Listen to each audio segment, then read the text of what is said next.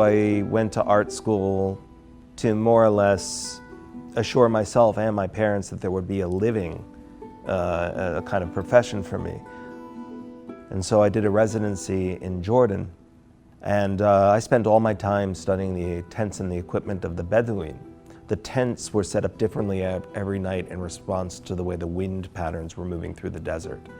And when I got back to the United States that winter, back to Boston, I saw a homeless person sleeping underneath the vent of a building.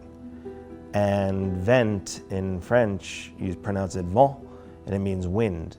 I immediately saw myself harnessing the warm air that was leaving those buildings to create inflatable shelters for homeless people.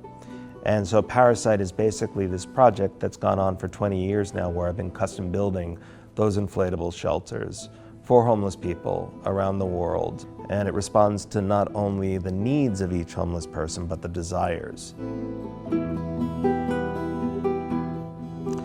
I grew up on Great Neck, Long Island, in my grandparents' house for the most part, with my parents who were living there as well. And my grandparents were Jews who left Iraq in 1946 and came to the United States.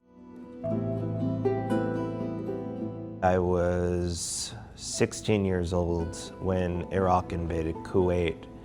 It was on the evening of the first airstrikes when my mother said, you know, there's no Iraqi restaurants in New York. What she was telling me was that there was no Iraqi culture beyond oil and war that was visible in the United States. I remember approaching my mother and saying that we should do something. And that something was something as simple as teaching her Iraqi recipes as a form of resistance to this culture of war. It started out as workshops that we taught to different New York City public audiences.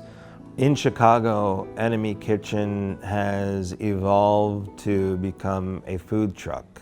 This idea that we would have not weapons of mass destruction, but weapons of mass deliciousness traveling through the city in this truck. But then the staffing of the truck, there were Iraqi refugees who were the chief chefs and American combat veterans who had come back from the war that were the sous chefs. So these fists that were holding weapons on the other side of the world are now here, and they're making kebab.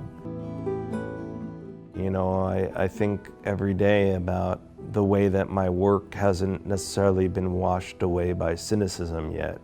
I don't want to leave that burden only to a younger generation. For as long as I'm here, I want to believe that there's something that can be done.